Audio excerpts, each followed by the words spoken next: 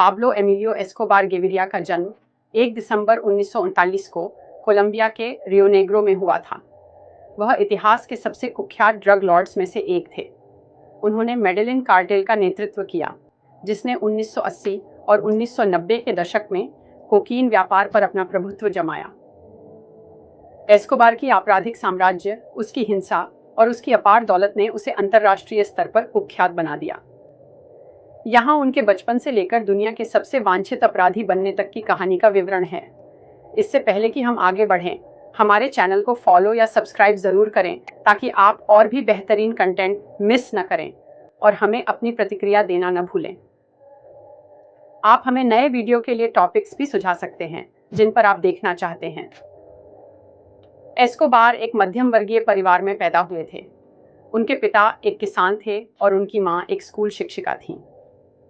बचपन से ही पाब्लो छोटे मोटे अपराधों में शामिल हो गए थे, जैसे कि कब्रिस्तानों से पत्थर चुराकर उन्हें फिर से बेचना और सड़क पर धोखाधड़ी करना।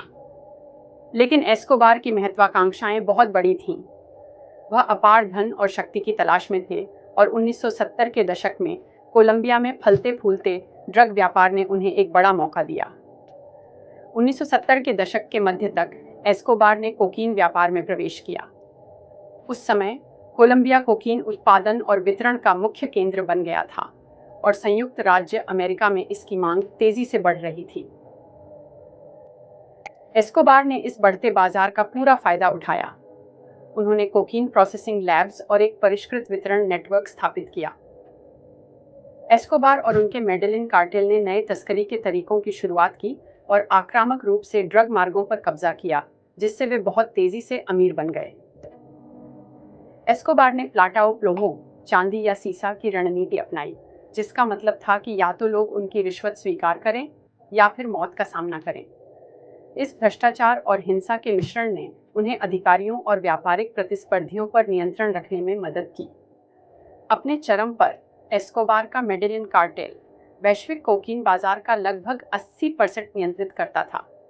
वह दुनिया के सबसे अमीर व्यक्तियों में से एक बन गए थे। अनुमान के मुताबिक अपने साम्राज्य के चरम पर एस्कोबार हर दिन लगभग 60 मिलियन से 70 मिलियन डॉलर कमा रहे थे। कार्टेल की वार्षिक आय 1980 के दशक में लगभग 30 बिलियन डॉलर थी। एस्कोबार की इतनी अधिक संपत्ति थी कि उन्होंने असाधारण जीवन शैली अपनाई। उनके पास कई लग्जरी घर, प्राइवेट जेट्स और यहाँ तक कि एक निजी चिड़ियाघर भी था, जिसमें कई दुर्लभ और विदेशी जानवर थे।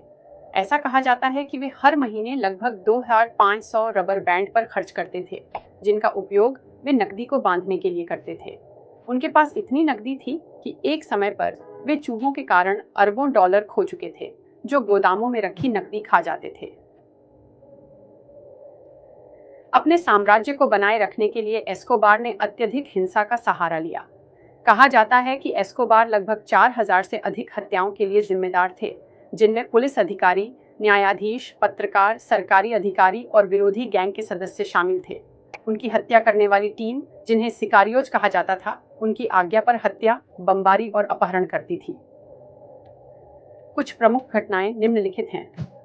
1959 में एस्कोबार ने एवियंका फ्लाइट 203 पर बम गिराने का आदेश दिया, जिसमें 110 लोग मारे गए। लक्ष्य उनका एक राजनीतिक प्रतिद्वंद्वी था जो उस फ्लाइट में नहीं था। एस्कोबार ने कई राष्ट्रपति पद के उम्मीदवारों की हत्या का आदेश दिया, जिन्होंने मेडेलिन कार्टेल का विरोध किया था। एस्कोबार ने कोलंबियाई सरकार के खिलाफ युद्ध छेड़ दिया, जब उन्होंने ड्रग कार्टेल्स के खिलाफ लड़ाई में अमेरिका के साथ सहयोग शुरू किया। उनका कार्टेल बोगोटा शहर में बमबारी अभियान चलाने लगा, जिसमें अनगिनत निर्दोष लोग मारे गए। एस्कोबार की बर्बरता और जबरदस्त शक्ति ने उन्हें कोलंबिया और संयुक्त राज्य अमेरिका दोनों में सार्वजनिक दुश्मन नंबर 1 बना दिया। उनके भ्रष्टाचार और प्रतिशोध की रणनीति के कारण उन्हें सालों तक छूना लगभग असंभव था। कोलंबिया में उनका राजनीतिक प्रभाव इतना बढ़ गया था कि 1982 में एस्कोबार को कोलंबिया कांग्रेस में एक वैकल्पिक सदस्य के रूप में चुना गया। हालांकि जब कोलंबियाई और अमेरिकी सरकारों ने उन पर दबाव बनाना शुरू किया और संयुक्त राज्य अमेरिका में उनके प्रत्यर्पण का खतरा बढ़ा, तब एस्कोबार की पकड़ कमजोर होने लगी। एस्कोबार के जीवन की यह कहानी सत्ता, हिंसा और अपराध की एक घातक यात्रा है। उनके अत्याचारों ने कोलंबिया को कई दशकों तक गहरे संकट में डुबोए रखा और उनके प्रभाव को आज भी कई लोग महसूस करते हैं।